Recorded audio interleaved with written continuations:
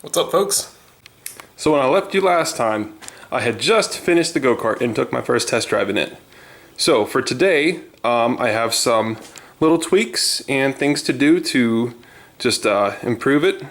Little gremlins and bugs. So first thing I'm going to work on is installing a new clutch cable and just refining the shifter a little bit. I'll get into detail with that later. So as well, I have ordered a new sprocket. Considerably smaller than the old one. This thing had the gearing to be a rock crawler. I could putz around the yard in like third gear, so it's just geared way too low. Another problem I have has to do with the switches.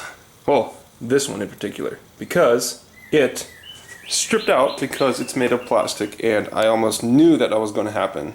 So I wasted money on that switch. Unfortunately, I don't have that switch in yet. I'm going to have to wait a couple days for that switch to come in. Another problem that I encountered was my battery drains dead all of the time. So what I also ordered that is not here yet is I'm going to hook up a ground wire switch that goes straight from the battery to the chassis of the frame. So I got that wire unhooked right now. Yeah, that's something else that is in the mail and that is not here yet. I'm probably forgetting something else that went wrong, but I don't remember at this time. So at least we got a good start. Aha! This is the other thing I forgot I had to do. I had ordered some new axle bearings. So yeah, I'm going to have to tear that whole axle apart. And it's not going to be fun, because it is buried deep.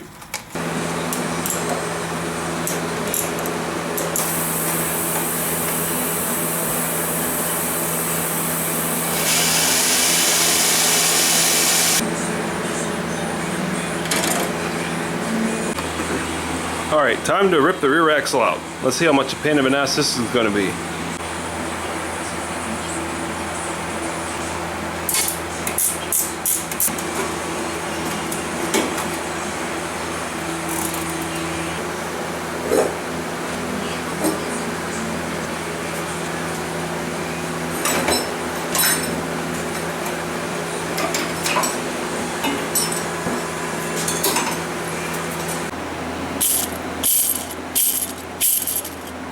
Bad.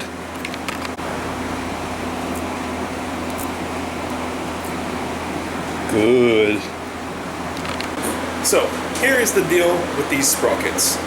This was the one I ordered previously. I ordered this from GoKartGalaxy.com. They stock Azusa parts, if that's how you say it right. A-S-U-Z-A. Yeah. So what you can do is you can buy, for this common style hub that you find on your go-karts, you can get the 530, the 520, 425 or whatever it is for the little dirt bikes. Yeah, you can get sprockets for them, but you can only get them this small. This is the smallest they go. And with how the transmission is geared in a motorcycle, this doesn't always convey well with top speed. And especially in my case, that's the issue. If you had bigger diameter wheels, like on an off-road go-kart, something around this size would probably be better. So this, it works, granted, just not exactly what I was looking for. So, but, what I got instead is this guy. So, I did do some research, and for once the internet was correct. And this is a Martin industrial sprocket. I like this better already, actually, because it's steel and very beefy. But there's a chart, I'll put a link in the description below, that I found that describes most industrial size sprockets to motorcycle sizes.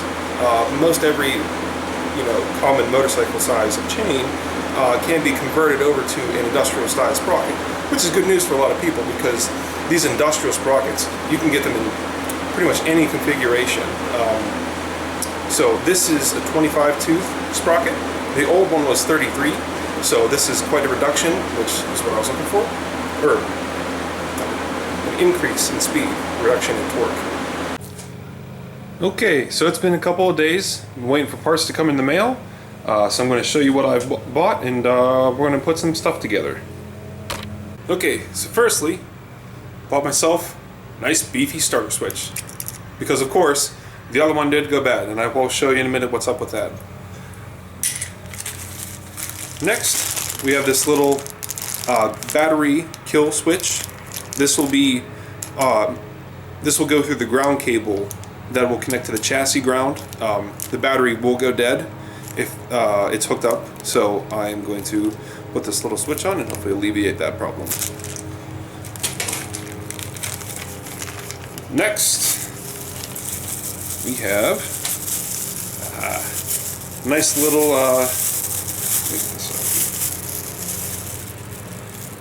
half link. This is an important thing I needed to get because I couldn't make the chain length work with the tensioner that I had. So I needed to buy a little half link to give me a little extra room. So I'm going to put all this stuff on and we'll go from there. Let's try this again. So I had to wait another 3 to 5 business days and I bought another half link. Why? Because my dumbass thought that a industrial chain half link could work on a motorcycle chain, and that is an incorrect assumption. So I learned the hard way, wasted time, wasted energy, wasted money on something that is the wrong size for this chain. So what I got is, this is from the Factory Metalworks. Very nice looking half-link kit. I'll show you here in a second once I get out of the bag, but it was expensive. This is the whole reason why I bought the industrial, the number 50 half-link first, because it was like $3 and this is like $30. So whatever. So this is actually a really nice little kit now that I have it in my hands, and you can understand why it's worth 30 bucks now. So what you get in this kit is you get 2 master links, you get a normal connecting link, and you get this funky half link. This is already stamped in, whereas the one that I bought previously, you put a pin through here in there's a little pin and a cotter pin to hold it in. It's not the strongest way to do it, so this is the nicer way to do it. It's got the stamped pin in there, so it's not going anywhere. You get 2 clips. Well, actually, you get a third Jesus clip because you know you're going to send one of them some bitches flying one of these days. So this is a really nice little kit. So now what I'm going to do finally is measure up the chain, cut the chain, and put this thing together. So I wanted to bring this out real quick. This is the number 50 industrial size half link. So you have this pin in here, and you have this little cotter pin on the end. It works, and frankly, these look like they're about exactly the same size, but they just don't fit. The inside pin diameter is a little smaller, and the width right here is a little different. So it just doesn't work. But the thing is, you can use an industrial size sprocket with motorcycle chain. That's for sure. So, yeah, I'm going to put this together. Alright, chain's on. Went for a little test drive around the block. Everything's fine. Chain didn't snap off and try to maim me or anything. So I'm going to move on to the electrical bits that I'm trying to put on. And this thing should be about finished. So let's compare.